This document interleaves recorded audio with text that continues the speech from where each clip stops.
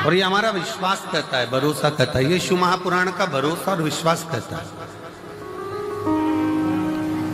भले रुद्राक्ष को लेने के लिए लोग साल भर आते हैं, रुद्राक्ष लेते हैं, चले जाते हैं, वो अपनी जगह पर। विवाह होने के बाद बहू घर में आ जाए और बहू आने के बाद तुम बहू से मिलने जाओ, वो अलग बात है। पर विवाह वाले दिन तुम्हारी बहन के घर में शादी है और तुम बहन से कह दो कि नहीं मैं अभी नहीं आऊंगी, मैं तो आऊंगी 1-2 महीने बाद, 4 महीने बाद, 6 महीने बाद, जब रुद्राक्ष बटेगा ना तब मैं आऊंगी, अभी ना आऊं। तो क्या शादी का फंक्शन है, आज तो आना पड़ेगा, अभी शादी के फंक्शन में नहीं आएगी तो कब आएगी? तो क्या शादी तुम कर लो, एक काम करो, तुम आराम से करो, मैं बाद में आऊंगा। बोलो अच्छा थी, सब चली।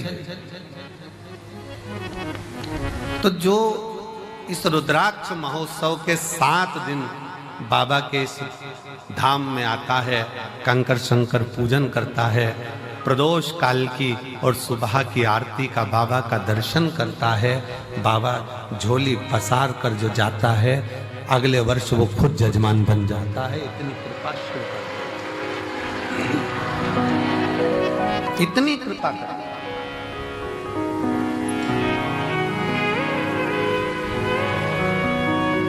सोमानी जी, बहुत दूर दूर से लोग अमेरिका से भी आए हैं, ना जाने कहाँ, इतनी इतनी दूर से शिव भक्त यहाँ आते हैं, यहाँ पहुँचते हैं। और इतना शिव भक्त जब पहुँचता है, भगवान शंकर की शरणागति ग्रहण करता है, शिव तत्व में आता है, शिव भक्ति करता है। कितना सबको मेरे बाबा ने खूब दिया। आप सब बताना, जो पहले कुबेरेश्वर धाम आए होंगे, अगर यहाँ से नहीं मिलता तो ये लाखों की संख्या में तुम लोग आते।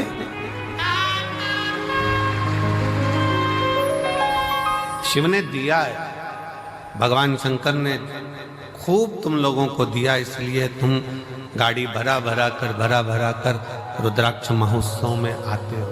अपने पिता के लिए, अपने बाबुल के लिए, और दिल से प्रार्थना भी करते हो। बंद कर दो इसको, बंद आवाज आएगी इसमें। रोज प्रार्थना भी करते हो, इसको चलने दो, इसको बंद करो। रोज प्रार्थना करो और शिव से कहो, तेरा ही दिया मैंने खाया पिया है, तेरा शुक्रिया है, तेरा शुक्रिया है। मुझे भोले बाबा ने बहुत दे दिया है, तेरा शुक्रिया है, तेरा शुक्रिया है।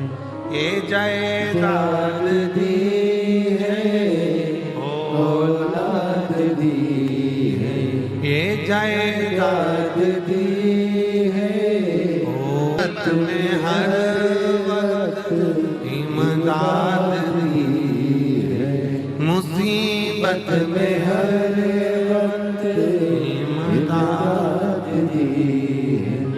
तेरा ही दिया मैंने खाया पिया है, तेरा शुक्रिया है, तेरा शुक्रिया है।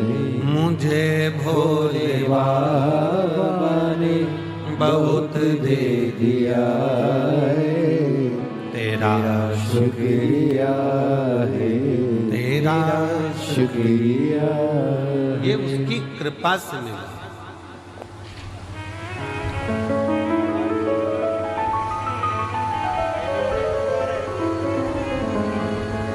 ये उसकी करुणा से प्राप्त हुआ। रुद्राक्ष महोत्सव के इस आयोजन में आप आए जरूर हो, पर आपको बुलाने वाला कोई व्यक्ति नहीं, कोई मनुष्य नहीं, आपको बुलाने वाला स्वयं देवाधिदेव महादेव है जो यहाँ पर बुलाया। बोल बम का नारा है, जम के जरा बोल बम का नारा है, सारी समस्या का हल उसने आपको बुलाया। हाँ ये जरूर है थोड़ा, पर अब की बार एक और चीज है कि जितना हर वर्ष जगह में आयोजन होता था, अब की बार जगह को बढ़ाया गया और खूब बढ़ाया गया, जिससे किसी भी शिव भक्तों को कोई तकलीफ नहीं। और मैं प्रशासन को भी धन्यवाद देता हूं जिन्होंने भक्तों के आने के लिए कोई 1 किलोमीटर या 2 किलोमीटर किसी को चलना नहीं पड़ रहा, मात्र रोड पर उतरते हैं और 200 मीटर की दूरी पर चलकर आप कुबेरेश्वर बाबा के धाम पहुंच जाए। ऑटो से भी उतरे तो भी 200 किलोमीटर 250 किलोमीटर आप 250 मीटर आप चल रहे हैं, 200 मीटर की दूरी पर, बस 150-200 मीटर की दूरी पर गाड़ियां खड़ी होती हैं। आप कुबेरेश्वर धाम पर पहुंचकर बाबा का कथा का और दर्शन का लाभ लें। दिल से 7 दिन अपने पिता के घर में रहकर दिल से भक्ति करो, श्री शिवाय नमस्तुभ्यम का जाप करो, कंकर शंकर की पूजन करो। और फिर निवेदन है, इस भूमि का प्रमाण है कि जो जाता है वो 3 महीने में आता है, और भोले बाबा बुलाता जरूर है, बुलाता।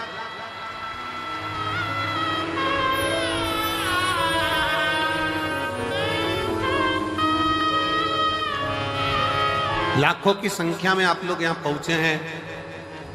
उधर का टेंट, इधर का पंडाल, इधर का पंडाल, ये 5 पंडाल, और उसके बाद पीछे के जो पंडाल भरे पड़े हुए हैं।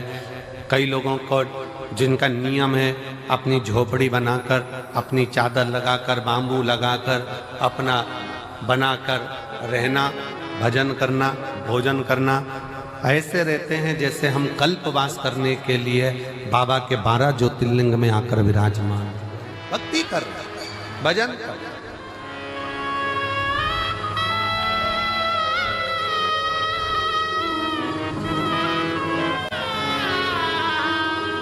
कोई मंदिर प्रांगण में पड़ा हुआ है अपना बैग झोपड़ा लेकर, चादर लगाकर, कोई पंडाल में पड़ा हुआ है अपनी भक्ति।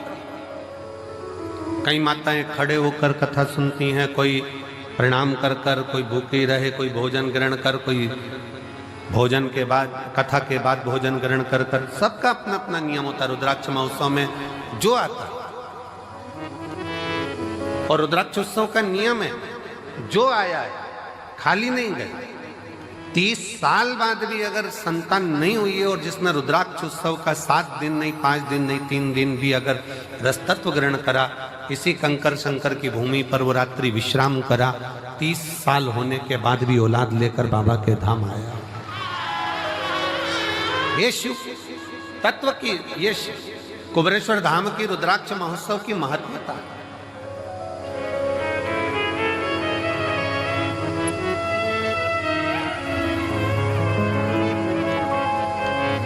ये 24,000 श्लोक का ये शिव महापुराण की कथा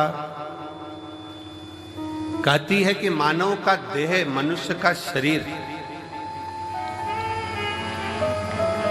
कोई ये ना सोचे कि केवल सुखी सुख भोगने के लिए मिला है। गुलाब का फूल और मानव का शरीर दोनों कष्टों के घेरे में रहता है। गुलाब का फूल भी कष्टों के घेरे में है और कांटों के घेरे में है, और मनुष्य का देह भी, मानव का शरीर भी कांटों के घेरे में है। दोनों कितना संघर्ष गुलाब का फूल करता है, कांटों में रहता है, कांटों में रहता, बड़ा भी होता है, कांटे उसको चारों तरफ से घेरे रहते हैं, पर वो गुलाब का फूल अपना विश्वास नहीं टूटने देता, और एक दिन टूटकर वो मेरे शंकर के चरणों में, मेरे राम के चरणों में, मेरे कृष्ण के चरणों में चला ही जाता।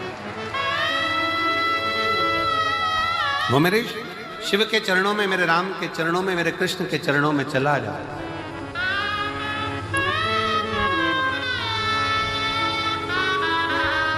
बस मानव भी इसी तरह से, मनुष्य का देह भी इसी तरह से बहुत संघर्ष का जीवन होता है। ऐसा नहीं मानव शरीर सरल है, बहुत संघर्ष का जीवन है।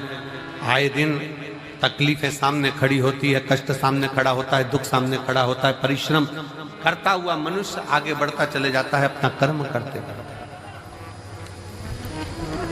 और परिश्रम करता करता मनुष्य कर्म करता करता आगे बढ़ता चले जाता है। और जब बढ़ता है तो एक दिन ऐसा आता है भगवान शिव की कृपा से कि वो अपनी मंजिल तक पहुंच ही जाता है, वो पहुंचता है अपना कर्म। और एक बात अपने स्मरण में रखिए, आपका भाग्य कर्म को नहीं बदल सकता। शिव महापुराण की कथा कहती है आपका भाग्य कर्म को नहीं बदल सकता, पर शिव तत्व कहता है कि आपका किया गया कर्म आपके भाग्य की लेखनी को जरूर बदल सकता। बस कर्म ठीक करो, मत बुरे कर्म कर बंदे वरना पछताएगा। भगवान की आंखों से तू बच नहीं पाएगा, तू बच नहीं पाएगा। अरे ओ अज्ञानी मत करना नानी, अरे ओ अज्ञानी मत करना नानी। तेरे कर्म का फल भी तू ही पाएगा, जैसा किया तूने तेरे आगे आएगा। मत बुरे कर्म कर बंदे वरना पछताएगा। भगवान की आंखों से तू बच नहीं पाएगा, तू बच नहीं पाएगा। आप जैसा कर्म करेंगे वैसा फल मिलना है, वो फल प्राप्त ही होगा। आप बस श्रेष्ठ कर्म की ओर अग्रण्य तो हो।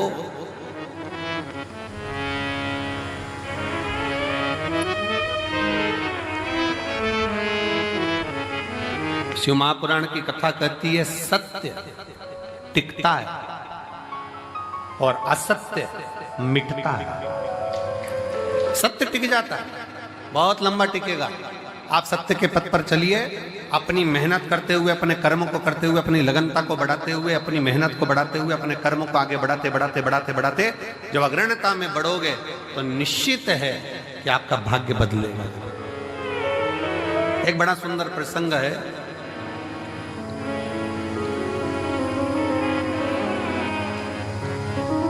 माँ जगतजननी जगदम्बा अम्बा माँ पार्वती जी बैठी हुई,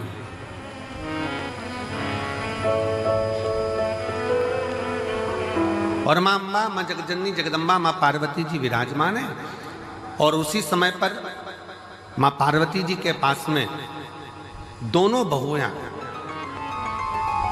रिद्धि और दूसरी सिद्धि, दोनों आई।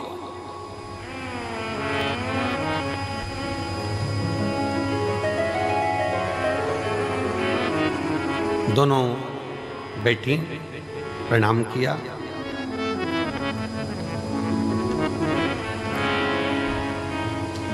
पार्वती जी ने आज रिद्धि सिद्धि दोनों को कहा कि मेरा फर्ज था, मैंने वो अदा कर दिया। विवाह करा बच्चों का, और बच्चों का विवाह कर कर बच्चे का मंगल विवाह हो गया। आप बहुएं घर में आ गई। अब ये मेरा फर्ज पूर्ण हो गया।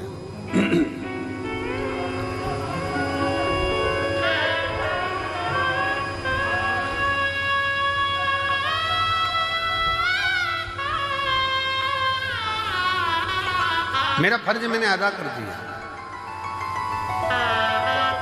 बहुएं घर में आ गई हैं, अब मेरा कर्म पूरा हो गया।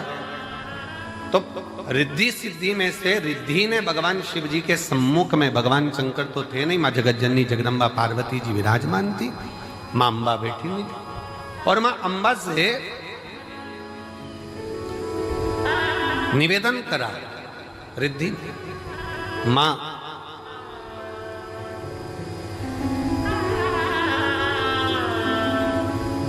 एक श्रेष्ठ स्त्री का, एक श्रेष्ठ नारी का सबसे बड़ा कर्तव्य क्या है? एक श्रेष्ठ स्त्री का, एक श्रेष्ठ नारी का सबसे बड़ा कर्तव्य क्या है? एक स्त्री अपने कर्तव्य का निर्वहन कैसे करे, उसका सबसे प्रबल कर्तव्य क्या है? और ये केवल एक रिद्धि के लिए नहीं, माता रिद्धि के समय की बात नहीं, ये हुआ था भगवान दशरथ जी के सामने भी। दशरथ जी के सामने प्रसंग आया, भगवान दशरथ जी महाराज के सामने बहुओं के सम्मुख में आई, तो बहुओं को देखकर दशरथ जी महाराज ने विचार करा कि माता केकई ने तो शीश महल दे दिया है, कौशल्या मैया ने भी सुंदर उपहार दिया है, मुख दिखाई नहीं, माता सुमित्रा जी ने भी बहुत कुछ दिया है, मैं अपनी बहुओं को क्या दूं?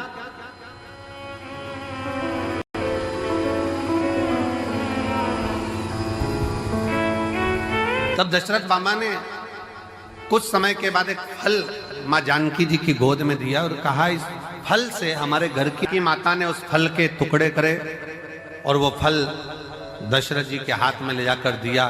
दशरथ जी ने देखा कि जितने मेरे घर के सदस्य हैं उतने उस फल के टुकड़े हैं। दशरथ जी ने अपनी बहू को साधुता दिया कि मेरे घर में जो बहू आई है वो श्रेष्ठ आई है। उसने ये दर्शाया है कि स्वयं अकेले नहीं खाना है, अपने माता पिता का संस्कार ये है कि घर में अगर थोड़ी सी भी सामग्री आए तो घर के जितने सदस्य हैं सब आपस में बांट कर खाएं,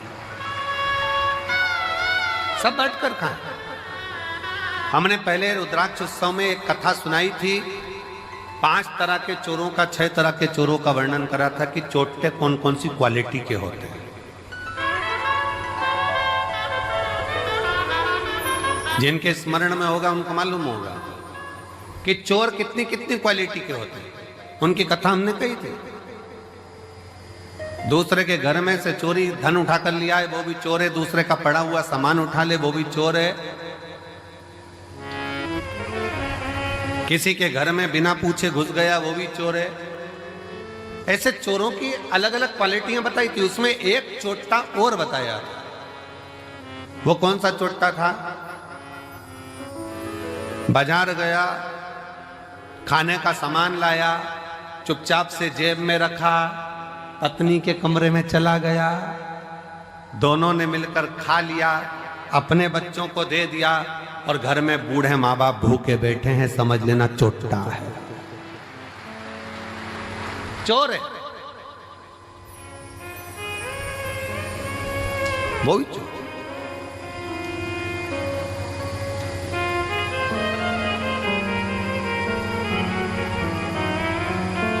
घर में बुजुर्ग माँ बाप बैठे हैं, अगर तुम एक पोहे की पुड़िया, एक समोसे की पुड़िया, एक कुरकुरा का पैकेट, एक वेपर्स का पैकेट तुम अगर लेकर आए हो, एक एक्स्ट्रा लेकर आते, बुजुर्ग माँ बाप को दे देते।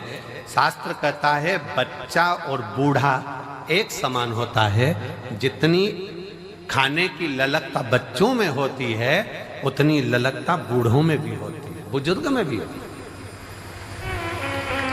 थोड़ा सा समर्पण यदि आपका हो तो आपके जीवन की सहजता, सरलता और श्रेष्ठता हो जाए। चोरों में भी ये चोर माना गया कि आप स्वयं खा रहे हो, स्वयं ले रहे हो।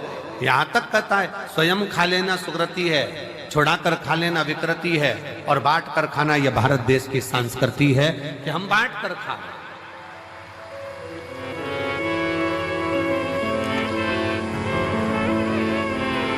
जो मिला है उसको श्रेष्ठता में पाओ, जो प्राप्त हुआ है उसको सहजता में लीजिए।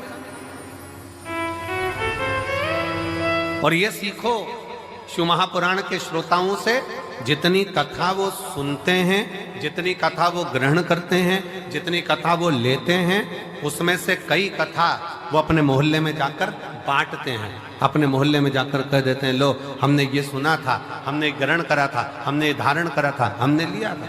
माता रिद्धि माँ रिद्धि स्वयं कर रही है, एक माता का, एक स्त्री का, एक महिला का, एक लड़की का कर्तव्य, एक बहू का कर्तव्य क्या है? एक महिला का, एक स्त्री का कर्तव्य क्या है? पूछा, तुरंत कहा, निवेदन करा मां पार्वती जी ने, एक स्त्री का सबसे बड़ा कर्तव्य है, चाहे वो घर में रहने वाला बुजुर्ग हो, घर में रहने वाले उसके पति, घर में रहने वाला उसके बच्चे, घर में रहने वाले उसके ससुर, घर में रहने वाली उसकी सास, जितने भी घर में रह रहे हैं उन सब के चेहरे पर वो खुशी देखे, वो एक स्त्री का सबसे बड़ा कर्तव्य और एक स्त्री का सबसे बड़ा कर्तव्य। प्रत्येक के चेहरा तुरंत पहचान जाए, आज मम्मी थोड़ी नाराज है, आज पापा के चेहरे पर हंसी नहीं है, आज भैया कुछ बात हो गई, आज भाभी के साथ में कुछ हुआ है, आज देवरानी के साथ कुछ हुआ है, आज देवर का चेहरा उतरा हुआ है, आज बच्चों का चेहरा उतरा हुआ है। जब सम्मुख में आए तो यहां तक उसके मुख पर ये रहे कि आज क्या बात है पापा जी, आपका चेहरा उतरा है, मम्मी क्या हो गया, भाभी जी क्या हो गया, भैया जी क्या हो गया, देवर जी क्या हो गया। उसका चेहरा देखकर पहचान जाए कि आज जरूर कोई बात है, और प्रयास करे कि उसके दुख को वो मिटा सके।